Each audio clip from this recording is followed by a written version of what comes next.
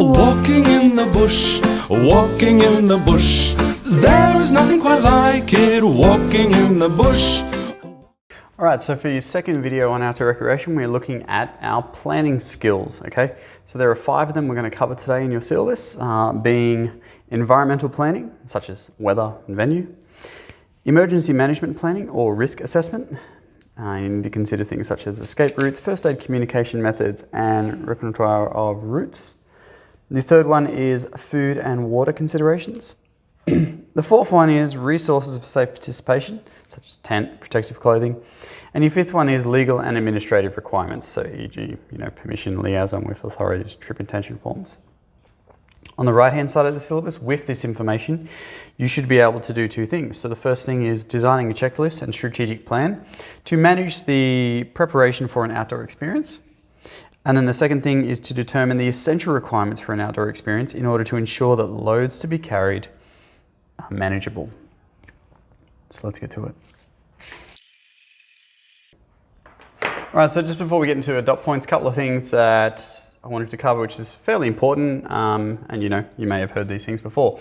So failing to plan is planning to fail, all right? If you don't have a plan and then you just went for a bushwalk with your mates and something goes wrong, well, you're probably going to be up the creek. So this dot point is all about the things that you can do prior to going on your expedition or your experience, depending on what that is, to make sure that you can tackle any situation that arises.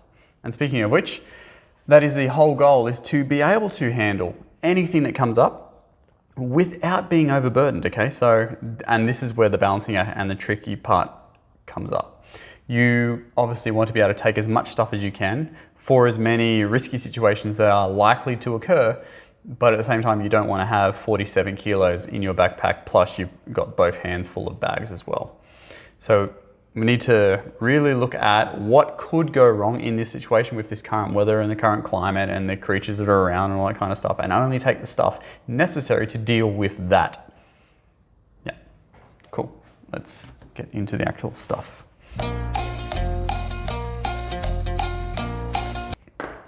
All right, so our first one we're going to look at is environmental planning. So planning for the environment in which you're going to be participating in your outdoor recreation activity. So typical weather conditions is the first thing that comes to mind when we talk about the environment, all right? So if we're going to do an activity here in Warners Bay, and it is summer currently, but we know that at the moment we're getting this sort of wet, sort of monsoonal type weather, then we need to plan for that. So we need to plan for not only the heat and the humidity, but also the rain, okay? If you're going to be in the bush, you're probably not going to be affected by the wind a lot. However, if you're going to be on hills, you would need to factor in for wind. So you need to take like a windbreaker instead of walking down in gullies which don't have much wind. So the type of weather conditions you need to plan for, typical to the place that you are going to be doing your activity. A opposite example of that, which doesn't make sense, is that you wouldn't plan for heat if you were going to Antarctica. Yeah. That's extreme, but whatever. Our next one is going to be the venue hazards. So the actual hazards or the bad things that could hurt you at the place you are going. So such as like rocks, slippery rocks, or loose rocks, big rocks, small rocks, sharp rocks. Rocks come in all different shapes and sizes like people. All right, and rocks have hearts too. No, they don't. But can they bleed? So with your rocks, you obviously need to think that, okay, if I'm going on a bushwalk and we're going to be doing a lot of walking over different types of rocks and shapes and sizes, probably need to have adequate footwear. So wearing your Converse or your Vans is probably not going to cut it. Literally. So grippy footwear to make sure that you're not going to be slipping all over the place and then obviously fall onto a sharp rock and then cut yourself off. Bad. So water, if you're actually going to do an activity in the water, like canoeing, kayaking, rapids, or you're going to be crossing a stream if you're going on a bushwalk, then you probably need to have the appropriate equipment and gear to do that, and make sure also that your backpack and your bag and all that is going to be waterproof, so that when you do go through the water, you don't come out the other side and everything weighs an extra 20 kilos because it's all soaked through. Lava, like the floor is actually lava in some places, so we need to make sure that we don't get in the lava because that would be bad too. And insects, common one in Australia, particularly. So like if we, segue, but if, as a teacher, if I'm going to take a class up to the end of the street here and we do like the cross-country track, or we do some orienteering, one of the things I need to put on my risk assessment, which we'll go through in the next dash, is mosquitoes, okay? Because, you know, while most people don't die from mosquitoes unless they have like an actual disease in them, and you know, that could be bad, but that's very rare. But they are a hazard, and they're, you know, bloody annoying sometimes too. So we need to plan for that. Member experience is the third one that we're going to think about when we're environmental planning. And I mean, like, member experience isn't directly tied to environmental planning, but at the same time, the environment you're going to needs to factor in the experience of your members. And my example here is, if anyone did pass and you actually did some canoeing before, you know, we got shut down into COVID, is that if you have a person who's never canoed before, against someone who has canoed before. So if you were to put everyone in the class in a canoe in the middle of a lake and then say, get back to shore, you know, people who have experience would be able to get back to shore quite easily. People who don't have experience might just like go around in circles for an hour. Okay, so experience does play a big role in environmental planning. Fourth one we're looking at is activity type. So if you're doing a water-based activity, you need to obviously make different plans as opposed to if you're doing a land-based activity, because you're not going to be wearing a wetsuit and your scuba gear when you're going on a bushwalk, hopefully.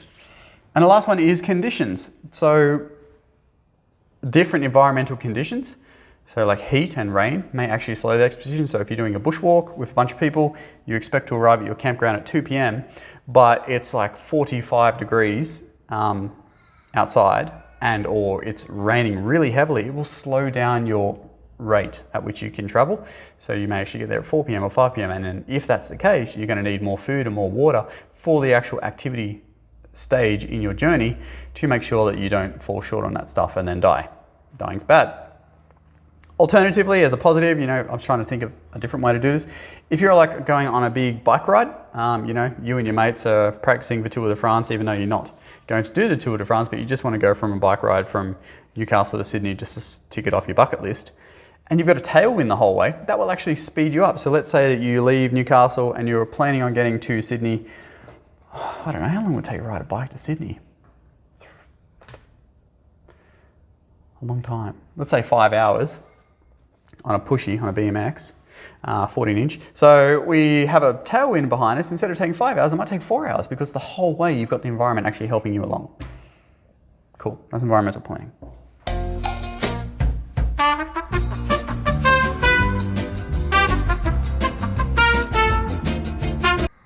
All right, so our next one is looking at emergency management and or risk assessment. So panic and stress can cause misjudgment and error. So if we're not talking about outdoor recreation, this applies to any part in your life. You can be, whether you're a sports person or whether you're an academic kid, you get into an exam and you forget a little bit of information. Instead of remaining calm, sorry, I don't know what's going on with my voice. Instead of remaining calm, you freak out. And when you freak out, your cortisol levels rise in your body, which causes you to panic, or it increases stress, and it actually blocks off your ability to think logically. All right? Same happens on the sports field, okay? Something happened in that instant, you don't know how to react, so you generally just freeze up or you just like freak out, and then, you know, an advantage is not gained. A thorough risk management plan, so RMP, risk management plan, will help all members, especially the leader, to remain calm and address emergency situations logically, okay? There are a couple of years ago when we went on the bushwalk in the one that you do in North Sydney, which you guys didn't do because of COVID. Anyway, that bushwalk in and out of the track, there was a student who slipped on a rock. Funnily enough, you know, the rock thing from the previous bit. Actually broke his coccyx.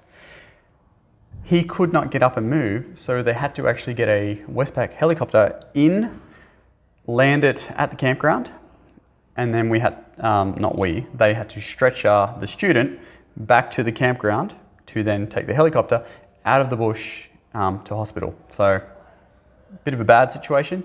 However, in the risk management plan, it was accounted for, that this is what would happen if a student for some reason couldn't go on and we had to get them out. So, all good. Good job. Good job, thorough planning. Multiple routes and escape routes need to be mapped out by the leader. They need to be learned, okay? So you're not just looking at a map and reading a map as you're going through the bush or going kayaking or whatever you're doing. And they also need to be checked prior to the activity. So it's not good enough to be like a keyboard warrior and come up with all these fantastic routes, but then when you get there and you're looking at a tree and you're like, I don't know what that is on my route. All right, so you need to actually go in and prepare. This is all planning, right? So the leader of the expedition should know the best route to take at any stage in an emergency situation. So let's say you're going on a bushwalk. There are 6 different routes that you could take to get to the campground, and you get to a route and there's been like a landslide over it and you can't pass. So the leader in that situation should know, without freaking out, be able to go, okay guys, we can just go, we backtrack 250 meters and then we can turn right and then we'll actually go around this landslide and we'll still get there safely. Cool. Oh, that also applies to escape routes. So let's say that you are going on a bushwalk and all of a sudden there's a bushfire. The leader should know in that moment the fastest route out of there, okay, back to civilization or back to safety. And then it all needs to be planned and mapped out prior to the trip. First aid is the other thing I want to touch on in our emergency management and risk assessment. So first aid training is essential. It's definitely essential for the leader of the group, but I've wrote in pink here that all members should probably have it, okay? In case it's actually the leader who falls ill, somebody else needs to help him as opposed to just scratching their heads. Funny I said scratch. Anyway. Common things that could happen when you are out in the outdoors. So bites, snake bites, spider bites, stings, bee stings, whatever. Rolled ankles on those rocks. Hypothermia and hyperthermia. So hypo being low, so your body temperature drops 3 degrees, and hyper is up, which is very, very bad. So every group member should have a personal first aid kit to help them personally deal with most situations. So things, just little things, Band-Aids, Panadol, sunscreen, okay. Doesn't take up much room in your bag, but it can help that person get on with it. However, the group leader needs to have an emergency supply kit for the overarching, like the bigger things, okay? So think about like an extra asthma puffer in case there's any asthmatics, or just take one anyway. EpiPen in case somebody has an anaphylactic reaction and they don't even know they're anaphylactic to things, because things in the bush are pretty dangerous sometimes. Bandages and slings, cold compress, the ones that they're like little, but you snap them, they go cold, all that kind of stuff. Yeah, that's emergency management.